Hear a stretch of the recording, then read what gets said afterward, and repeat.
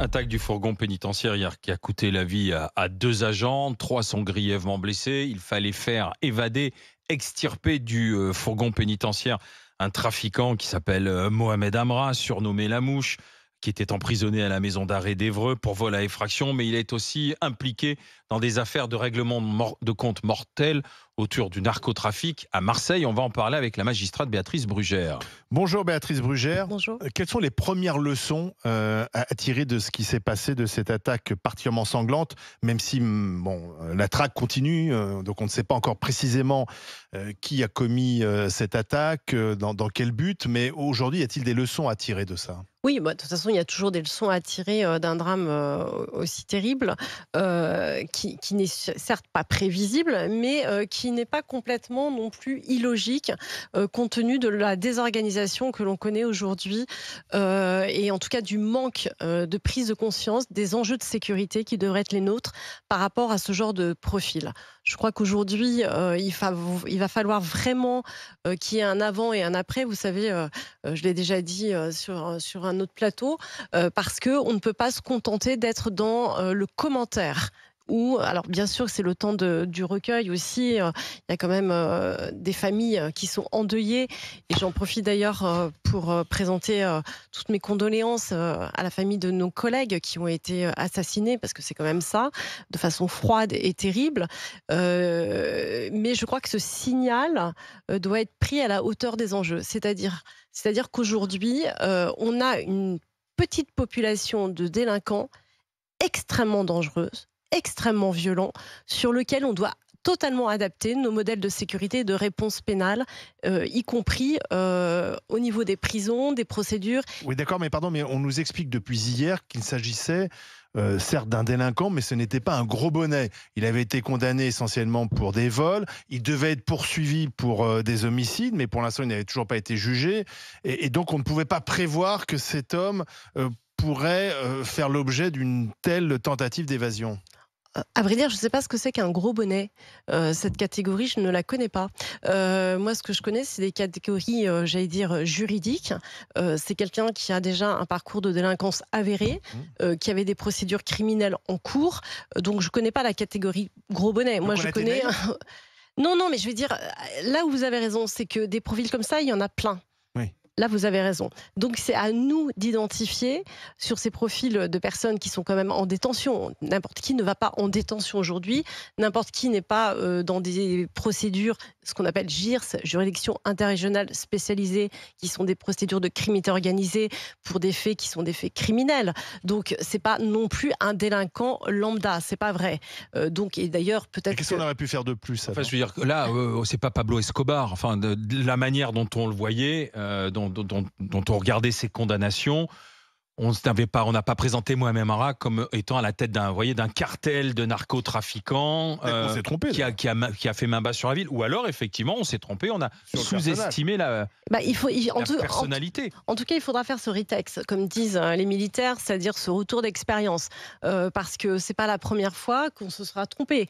Les faits démontrent quand même que derrière, il y a une organisation criminelle de très haut niveau qui laisse penser qu'on a affaire, au contraire, à des cartels. Comme on le voit, cette scène que l'on a vue malheureusement en vidéo, puisque cette vidéo circule, est assez glaçante. Elle rappelle des scènes, au contraire, de cartels sud-américains. C'est-à-dire que vous avez des hommes tout en noir qui arrivent avec des armes de guerre, qui de façon très froide et assez calme d'ailleurs, en moins de 2 minutes, assassinent directement comme ça, tirent. Je rappelle comme c'est des armes de guerre qui tirent à plus de 4 km, qu'autour il y a quand même des passants, puisqu'on est à un péage, donc il peut y avoir des balles perdues. Absolument aucun, ils s'en fichent complètement. Ils ne laissent aucune chance aux personnes et ils vont chercher quelqu'un. Et alors, tout est organisé. Derrière, il y a des voitures qu'ils abandonnent, qu'on a retrouvées. Tout est très très bien organisé et d'ailleurs, c'est tellement bien organisé que ça marche. Donc moi je veux bien tout ce que l'on veut, mais il faudra quand même faire l'analyse sur ces profils-là et peut-être prendre conscience que là où on ne voit pas les choses, elles existent quand même. Mais qu'est-ce qu'on a pu faire de plus pour protéger ces agents pénitentiaires et empêcher cette évasion? Alors, je sais que le discours, c'est toujours dire il n'y a pas de risque zéro. Il n'y a pas de risque zéro et vous avez raison, on ne peut pas dire ah oui, il n'y a qu'à, il fallait que. Par contre, il y a quand même des mesures de sécurité qui peuvent être renforcées. Et je pense que vous avez déjà interviewé sans doute des gens de la pénitentiaire qui vous expliquent comment fonctionne aujourd'hui tout le système de sécurité, y compris en détention, y compris sur les fouilles qui, vous savez, ne sont plus systématiques, Non, y compris c'est sur... interdit par l'Europe. Oui, alors c'est pas totalement interdit, mais en tout cas les fouilles systématiques sont pas possibles aujourd'hui. Il faut changer ça, c'est terminé. Il faut changer ça pour vous. Bah, pourquoi il faudrait pas changer ça? Parce que c'est interdit par l'Europe. Bah alors contentons-nous de dire c'est interdit par l'Europe et laissons faire. On doit respecter des conventions. Il y a une chose, Madame Brugère, que je comprends pas. 2 jours avant, ce mec-là sciait ses barreaux. Bien sûr, donc on 2 avait. jours avant. Oui, mais alors, Normalement, on a une alerte. Excusez-moi, hein, moi je m'y. Alors il y avait une alerte puisqu'il y avait une procédure disciplinaire. Non, mais il y a une alerte par rapport à le niveau était monté de 2 à 3. Par rapport à sa faculté à vouloir s'évader. Bien sûr. Ouais, d'accord. Donc après on me dit non mais tout le monde veut c'était s'évader. Une escorte. Pardon? On vous a dit tout le monde veut s'évader, non? Oui. C'est un peu parfois. En prison, je connais pas beaucoup de monde qui veulent rester, qui se disent bah je vais rester bien au chaud. Oui. Quoique. Mais à un moment, il faut peut-être se dire, le type, il est condamné pour vol avec violence, je crois, pour cambriolage avec violence ou quelque chose comme ça. Il est suspecté dans une affaire mise en examen d'homicide et de plusieurs homicides ou d'un homicide, je sais pas, à Marseille. C'est pas un petit pédigré. Oui, non, mais ça veut dire que normalement, c'est vraiment des policiers en armes ou des gendarmes. Non, c'est plus des policiers, maintenant. Normalement, justement, mais pour des gens comme ça, pour des personnes comme ça, alors non, mais attendez, il a essayé de s'évader 2 jours avant. Le directeur de prison appelle, ou je sais pas comment ça se passe, ou le juge appelle en disant Pourquoi attendez. le magistrat ne va pas en prison déjà Alors, certains magistrats vont en prison. Vous voulez dire derrière les barreaux ou... Non.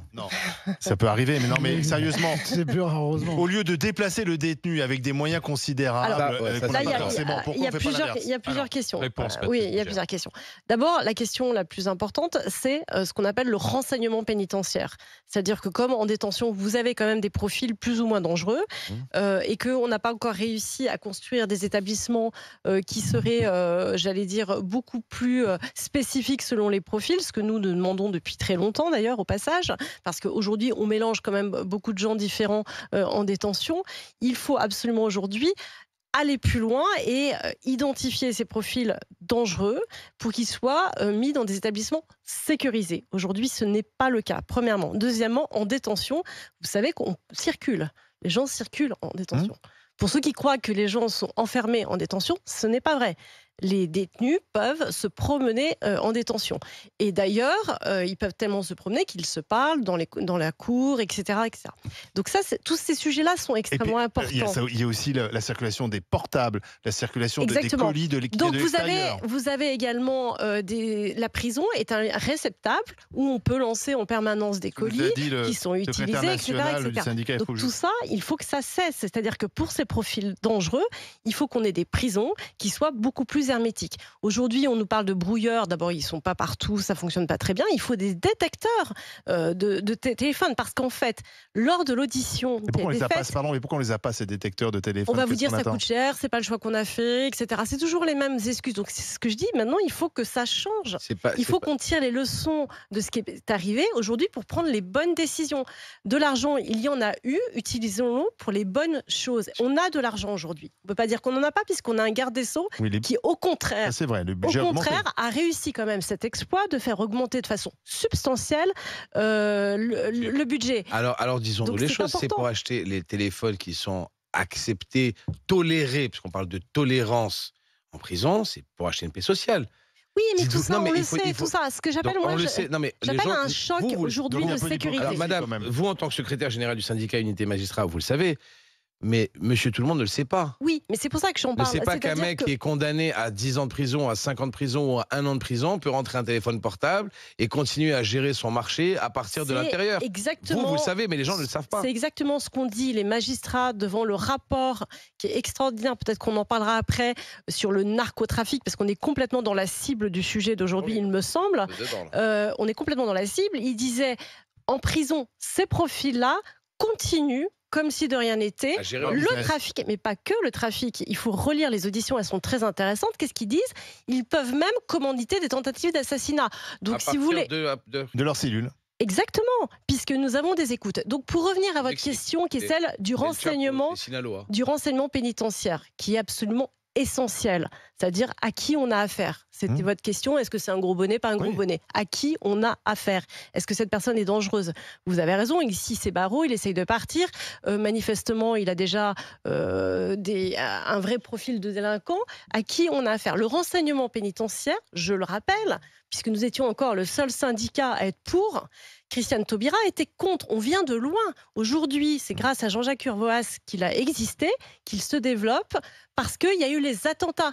C'est-à-dire que ce pays On est toujours un peu en ne retard, se en fait, réforme d'une qu'à réforme. partir Oui. de drames, Le crime. de crimes Ça. et de morts. Dans l'émotionnel, toujours. Oui, alors parfois c'est bien. Hein, Mettez-vous devant le parce que micro, ça Madame fait- Brugère. Excusez-moi, parfois c'est bien parce que ça fait avancer. Enfin, c'est terrible. Mais je trouve ça totalement regrettable parce que D'accord. la moitié des propositions, et on n'aura pas le temps de toutes les, Elles existent. elles sont là.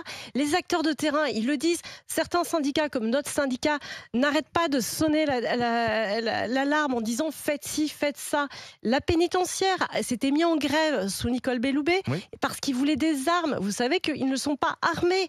Bon, etc., etc. Et sur le transport, par exemple, des extractions, ils n'ont pas de véhicules blindés. Non, Et on l'a vu, pourquoi- hein, c'est une simple et pourquoi camionnette. parfois, ils ne mettent Pas la pas même le chose. statut de DPS pour des raisons de moyens. Parce qu'en fait, le statut de DPS, ça veut dire faire appel aux forces de sécurité intérieure qui sont submergées. D'accord, mais madame. Voilà. Donc, vous voyez, Alors justement, on va continuer la on gère un discussion peu la dans un mise. instant avec des questions de Joël Dagosseri, de Bruno Poncet, de Mehdi. La France peut-elle faire face au trafic de drogue, à la violence des trafiquants de drogue, sans qu'on bascule dans un narco-État? Parce qu'on commence à évoquer avec cette attaque ce qui s'est passé en Amérique du Sud, le Mexique en particulier. À tout de suite dans les grandes gueules. Nous sommes avec la magistrate Béatrice Brugère pour évoquer justement la violence maintenant des trafiquants de drogue, ce qui s'est passé hier au péage dans l'heure d'Incarville avec les surveillants pénitentiaires qui ont été tués. Donc Bruno Poncet, Joël Dagosseri, question à Madame la juge Brugère. Moi, j'entends parler de narco-État, mais y a-t-il pas un moyen d'arrêter le narco-État si on arrête le. Si à un moment donné, on légalise? Si vous légalisez à un moment donné, après. Quand j'entends les discours, ils basculeront sur la coke et tout. Enfin, c'est pas le même public et c'est pas aussi facile d'accès. Mais en fait, à un moment donné, vous avez bien vu. Enfin, il y a dans certains pays où ça a été un petit peu dépénalisé, ou légalisé. Enfin, la criminalité a baissé. non. Alors, en fait, non. On pensez pas, vous cite en Le exemple Québec. le Québec. Et en fait, quand on regarde les chiffres, en fait, non, ça n'a pas marché. Puisqu'en fait, il y a eu en parallèle, toujours, parce que c'est un marché, il faut quand même dire les choses, ça rapporte beaucoup d'argent, il y a toujours une consommation importante. Et en fait, d'ailleurs, c'est le Premier ministre qui le dit à demi-mot, en réalité, c'est assez stable. Donc, ça n'a pas marché. Est-ce qu'il y a des C'est règlements pas de vrai. compte Malheureusement, violents? malheureusement, Vous commencez Non, mais ça- du légal. non, mais ça n'enlève pas le trafic parallèle. Ça n'enlève pas le trafic parallèle. Et ce qu'il faut comprendre quand même aujourd'hui, c'est l'état des lieux du trafic. Parce que tout le monde parle du trafic, du trafic. C'est quoi ce trafic? Parce que c'est ça qui est intéressant. C'est qu'en fait, on voit aujourd'hui une explosion de la cocaïne. La cocaïne est devenue, c'est une marée. Une explosion, 30 balles de gramme. oui, des drogues de synthèse. Ouais. Vous avez des centaines de drogues de synthèse aujourd'hui. On le voit en Belgique qui sont référencées et qui ont des laboratoires de fabrication. Donc en fait, on a des nouvelles drogues comme l'ice, je ne sais pas si vous connaissez, qui est de la cocaïne rose, qui vous rend un zombie en quelques minutes qui arrive sur Papette, sur ces zones-là. Donc bref, aujourd'hui, vous avez une diversité de drogues qui fait que votre proposition, malheureusement, Oui, mais aujourd'hui, si la elle guerre. était utile, il y a longtemps Oui, mais qu'on Madame l'aurait fait. Brugère, la guerre Ouais. semble perdue, pardon, mais Alors, on dépense beaucoup d'argent, beaucoup de moyens. Les policiers sont en première ligne. On fait des opérations place nette XXL. Et puis finalement, il y a toujours plus de drogue qui arrive sur notre territoire. Il y a toujours plus de règlements de compte. Ils sont de plus en plus jeunes. Il y a de plus en plus de victimes de ces règlements de compte qui n'ont rien à voir d'ailleurs avec les règlements de compte. On a vu ça à Nîmes, à Marseille. Donc sincèrement, on se dit que c'est une impasse, cette guerre. moi, je On pense va la perdre. Je pense que ce qui est perdu, c'est le temps. C'est-à-dire qu'on perd du temps. Moi, je pense que c'est ça. C'est-à-dire qu'on perd du temps pour prendre les bonnes décisions. Ça, c'est une Qu'est-ce qu'il faudrait faire certitude. de plus Alors, pour que la France ne devienne pas un narco-État? alors bon, on n'est pas quand même dans un narco-État, il ne faut pas Pas le exagérer. Regarde les Salvador et le Pays-Bas. Mexique. Non, Bah, les mais Pays-Bas, regarde ce qui se passe aux Pays-Bas. tout à fait. Certains commencent à dire que c'est un narco-État maintenant, Tout les à Pays-Bas. fait. Mais on en a des frémissements. Et c'est ça qui est intéressant. C'est-à-dire qu'on a des territoires et on a certaines actions qui pourraient laisser penser qu'on y va tout droit. Donc, d'où la nécessité de réagir. Moi, je suis une battante, donc je ne crois pas qu'on a perdu. Mais je pense qu'on a perdu beaucoup, beaucoup de temps et surtout qu'on ne prend pas les bonnes décisions. Le rapport qui vient d'être rendu hier par la commission des Qui est lois. très critique sur ce qui est fait aujourd'hui quand même. Oui, il est excellent parce qu'en fait, c'est une feuille de route pour un champ de bataille. C'est-à-dire qu'il met en 35 propositions une vision globale, c'est-à-dire qu'on n'est pas juste sur un petit segment, vous savez, de la petite procédure, de la petite affaire ou du fait divers. Il part du début, c'est-à-dire comment la drogue rentre dans notre pays. C'est ça qui est important. C'est-à-dire comment on la stoppe D'où elle à vient. l'arrivée. Comment, justement, on travaille au niveau international parce que c'est un problème international, c'est pas qu'un problème français. Donc là, vous avez des propositions qui sont incroyablement intéressantes. Ça ne veut pas dire qu'on va stopper. Donnez-nous 2-3 propositions de choses qu'on ne fait pas, qu'on devrait faire. Par exemple, une des parties les plus importantes, c'est que nous sommes inondés de drogue par les dom-toms, vous savez, par les territoires, par exemple Cayenne ou des endroits comme ça. Là, il n'y a pas de contrôle à la hauteur des enjeux. Les mules passent en permanence. Moi, il se trouve que je suis allée à Cayenne il n'y a pas longtemps, je l'ai vu, de mes yeux vus. Il y en a tellement, il n'y a même pas, si vous voulez, de scan, on ne fait pas les choses comme il faudrait. Donc, il faut sécuriser. C'est pareil pour les ports, c'est pareil en haute mer. Il faut absolument travailler avec de la coopération internationale. Il faut travailler avec les pays comme Dubaï, comme les Émirats arabes. Donc, il y a la coopération européenne, il y a la coopération internationale, mais il y a la sécurisation des ports et des lieux d'entrée. Au niveau par exemple, des avions et des transports, il faut être absolument extrêmement répressif, extrêmement sécurisé. Et ça, on a les moyens techniques de le faire. La technologie, elle existe Et pourquoi on aujourd'hui. n'a pas la volonté politique? Je suis pas politique aujourd'hui. Je vous dis. Non, mais parce que Gérald Darmanin, il en a fait un de ses combats. Un cheval de bataille. Un cheval de bataille. Moi, j'invite tous les citoyens, d'ailleurs, à aller lire ce rapport. C'est assez clair. Il est Il y disponible a sur le site du 35, Sénat. oui, vraiment. Il y a 35 préconisations et on voit très bien comment elles se déclinent. C'est-à-dire qu'on part de l'arrivée, de la fabrication. Comment on peut stopper, ralentir. C'est un rapport de force, vous savez. Si on voit que on peut passer des kilos et des kilos, les opérations place nette, en vrai, elles sont intéressantes parce qu'elles sont visibles pour les gens. Mais elles sont déjà intégrées dans les pertes du calcul économique, j'allais dire, de ces organisations criminelles. Parce que pour quelques kilos saisis, ils en font passer des tonnes et des tonnes. Donc ça n'a aucune importance. Joël. Ça ne fait pas mal. Donc il faut faire mal au départ. Et puis après, excusez-moi, je finis juste, tout ce rapport, en fait, prend chaque étape pour mettre le doigt sur nos failles, sur nos faiblesses et essayer de les j'allais dire, de se réarmer. Et c'est ça qui est intéressant. Donc, la bataille, elle n'est pas perdue si on arrête de perdre du temps et si on prend les bonnes décisions. Joël Dagosseri.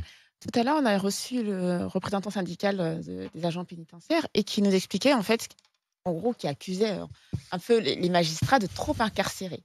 Puisqu'il y avait trop de détenus pour trop peu de surveillants pénitentiaires, parce qu'on sait qu'il y a un manque d'effectifs. Je voulais savoir ce que vous en pensiez justement de ça, mais autre chose aussi, quand on revient sur le profil de monsieur Amra. on voit qu'il a été déscolarisé à l'âge de 15 ans et qu'au début, Dès la troisième. il a été exactement incarcéré pour des choses de rodéo sauvage, enfin des choses assez, entre guillemets, banales avant de tomber dans quelque chose de plus gros. Ma question, c'est qu'en est-il aussi de la volonté? Alors, ok, si on va moins incarcérer, ok, mais qu'en est-il aussi de la volonté qu'on met sur la réinsertion? J'ai vraiment l'impression qu'il y a, ça c'est mon impression, vous allez me dire si c'est vrai, qu'il n'y a pas une force qui est mise pour que ces personnes-là, telles que monsieur Amra, ne reviennent pas dans nos prisons une fois, 13 fois. Madame Alors, Roger. bon, d'abord, je ne connais pas ce profil. Je le découvre comme vous aujourd'hui, depuis hier. Donc, je ne pourrais pas vous dire quel est son parcours de délinquance exactement. Sur le fait que les magistrats incarcèrent trop, c'est faux. C'est pas qu'on incarcère trop, c'est qu'il n'y a pas assez de place. Donc, du côté, et ils ont raison, du côté de l'administration pénitentiaire, le travail est impossible. 120%. C'est ça en fait. Donc pour eux, il y a trop de monde. C'est pas, mais c'est pas parce que, c'est-à-dire qu'ils disent oui, mais vous nous mettez trop de monde parce qu'on n'a pas assez de place et on n'a pas assez de moyens. Donc je peux comprendre leur discours, mais c'est pas un discours qui correspond à la réalité criminelle. Aujourd'hui, si vous regardez les chiffres, on est complètement dans la moyenne européenne. On n'incarcère pas beaucoup. Et je vais vous donner un autre chiffre. Pourquoi on n'incarcère pas beaucoup? On condamne par an à entre 120 et 130 000 peines de prison ferme ou assorties de ferme. Combien il y a de gens en détention? 67 000. Ils sont où les autres? Donc il ne faut pas dire qu'on incarcère trop. Et là-dessus, on ne compte pas les détentions provisoires. Moi, je dis pas, justement. Donc, bien au contraire, moi je dis pas que vous incarcérez. Non, mais Moi, je dis que vous c'était pour incarcérez répondre pas à assez. madame. Ouais. C'était pour vous faire comprendre qu'en fait, le problème, et c'est les mêmes qui critiquent les conditions de détention, qui refusent d'ailleurs qu'on construise des places de prison. Et ensuite, il y a la réinsertion par Alors- rapport au profil. Alors, sur la réinsertion, Oui. vous avez raison, c'est extrêmement important, mais là, il faut prendre les choses à la racine, c'est-à-dire sur la justice des mineurs. Sur la justice des mineurs, on est en très grande difficulté aujourd'hui. Et il faut que vous sachiez, madame, qu'on incarcère très peu les mineurs et que pour des faits très graves. Donc, je ne sais pas Est-ce quelles que sont ça, vous ces le regrettez, informations. vous le regrettez, Pardon vous, personnellement? Vous le regrettez, ça, personnellement? Moi, je suis pour un Personnellement. changement total de logiciel. Je pense qu'un mineur qui commet un fait grave, il faut qu'il Directement rencontre, casse-prison. tout de suite la sanction, Bravo. quelle qu'elle soit. Merci, madame. Et sur les ultra courtes peines, c'est ce que nous on propose Oui, pour les courtes mineurs. peines. Ultra courte peine, c'est 7 à 14 jours. D'autres pays le font et démontrent que ça marche parce que ça stoppe le Parce que parcours de tout de suite, il y a une délinquance. sanction. Voilà. Donc, en fait, vous savez, C'est il y pas a... une petite tape dans l'épaule et va à la Mais maison. il y a une maman, va mesure, t'engueuler. il y a une- Tu veux- attendez, tu veux il y dire a où? une mesure qui a été dramatique et pour la réinsertion c'est ça. qui est extrêmement désolé. importante. Il y a une mesure ça. qui a été dramatique, qui a été la suppression sous Christiane Mm. Taubira de la révocation du sursis. Mm. C'est-à-dire qu'aujourd'hui, la progressivité, qui n'est pas inintéressante, de dire on va y aller doucement jusqu'à ce que la personne comprenne, ne fonctionne pas. Pourquoi? Parce qu'aujourd'hui, on peut avoir plein de mentions au casier, Oui. plein de Réitération, sursis change rien. Réitération des qui ne faits. sont pas révoqués. Réitération des Parce faits. que sous Christiane Taubira, elle a fait supprimer la révocation du sursis. Or, la révocation du sursis, elle est intelligente dans la pédagogie de la sanction. Elle dit Si tu la première recommences, le fois, sursis tombe. tu as une chance, la deuxième fois peut-être encore, mais la troisième fois, ça tombe. Vous voyez, c'est assez simple comme Oui. pédagogie. Mais Donc, il y a ça, vos collègues, n'existe plus. il y a vos collègues magistrats marseillais qui avaient pris la parole devant le Sénat en disant, on s'en souvient, on en a longuement débattu, on est en train de perdre la guerre. Oui, tout à Parce fait. qu'ils avaient dit les narcotrafiquants ont énormément d'argent, Énormément. les narcotrafiquants ont des armes qu'on n'a pas forcément Tout à face fait. à eux, et les narcotrafiquants ont une motivation justement qu'aujourd'hui on n'imagine pas. Donc ça, c'en est l'illustration de cette guerre qu'on a du mal à mener ou qu'on est en train de perdre. Oui, je pense s'est que passé hier dans l'heure c'est une démonstration que, ils n'ont peur de rien, que leur rapport de force, il existe, c'est-à-dire qu'on n'a plus peur d'aller tuer la force publique ou Oui. ceux qui représentent l'État. Donc, on a déjà eu d'autres exemples. J'espère que celui-ci restera très isolé, évidemment. Mais oui, je pense que, en fait, Parce qu'ils aujourd'hui... se sont fait recadrer, vos collègues magistrats, pour avoir dit ça. Oui, parce que, en fait, si vous voulez, le ministre, il estime qu'il a donné beaucoup de moyens. Et c'est vrai. Et donc, Mais il les veut... moyens ne suffisent pas, il faut aussi. Voilà, une et donc c'est politique. difficile quand on est un homme politique d'entendre la guerre est perdue alors que vous ayez donné des moyens. Mais c'est pas qu'un problème d'argent aujourd'hui, on voit c'est bien. pas qu'un problème de moyens, c'est un problème de procédure, c'est un problème de sécurité, c'est un problème d'application de la loi, c'est un problème de, si vous voulez, d'exécution de la peine, etc., etc. Là. Donc voilà. Oui, c'est parce plus qu'un jour, vous compliqué nous que ça. aviez dit ici, moi ça m'a marqué, je m'en souviens encore, Ah bon. vous avez dit que 40% des peines de prison prononcées ne sont pas appliquées. Non, c'était l'inverse. Seulement non. 40% des peines de prison est appliquée. Oui, c'est alors ça. j'ai plus les chiffres, mais en fait, très C'était peu. très peu. de peines Bref. de prison, Donc, en en fait, fait, Et là, sont- c'est le grand public ne sait pas. C'est-à-dire que le grand public entend aux informations une peine de prison et en fait, elle n'est Ouais. pas appliquée. Et ne J'ai sont une pas question. appliqués dans un délai de 5 ans, Voilà. en vrai. Parce que, en fait, ce qui marche aujourd'hui, c'est les comparaisons immédiates. Ouais. On a vu notamment au moment des émeutes. Mais Gérald Darmanin, lui, veut faire culpabiliser le consommateur. Il l'a dit encore ce matin. Il dit quand on prend un rail de coke Oui, ou mais qu'on fume un joint, Et comme- on est responsable de ce qui se passe ensuite avec ces règlements. Et de comme compte. Dupond-Moretti qui a Attends, dit les attendez. consommateurs ont du sang sur les Non, mains. alors, est-ce que Oui. ça peut fonctionner, ça, la culpabilisation du consommateur? moi, je suis un peu plus mesurée, je vais vous dire pourquoi. Parce qu'aujourd'hui, ceux qui consomment sont des gens qui sont dans l'addiction. Donc oui, on peut les culpabiliser, d'accord, mais il faut déjà Pas tous. quand même... Il y a, Ah bah si, il y a sur 4 les- ou 6 millions de Français qui consomment, ils ne sont pas tous addicts. C'est aussi la Là, c'est consommation du plaisir, samedi hein, soir. c'est du plaisir, C'est la de consommation du fête. samedi Oui, soir. enfin, c'est la consommation de la fête. Il y en a où ça Oui, ça me dérangerait pas qu'on leur tape beaucoup plus sur les doigts, pense quoi. que aussi, ça masque aussi une défaillance de l'État qui est celle de la santé publique. C'est-à-dire qu'aujourd'hui, toutes les structures sanitaires d'abord de prévention. Parce que moi, j'aimerais bien qu'on fasse la même prévention que pour le tabac, au passage. Parce que le tabac, on a quand même réussi à faire une vraie politique de prévention. Ah oui, Aujourd'hui, oui, le discours ambiant, c'est de dire que quand même le cannabis, c'est pas très grave. Or, c'est faux, parce que l'hybridation du cannabis aujourd'hui fait que le cannabis, avec son taux de THC, est devenu une drogue très, très, très nocive en vrai pour la santé publique. Merci, c'est fini. Merci Madame Brugère d'avoir été avec nous.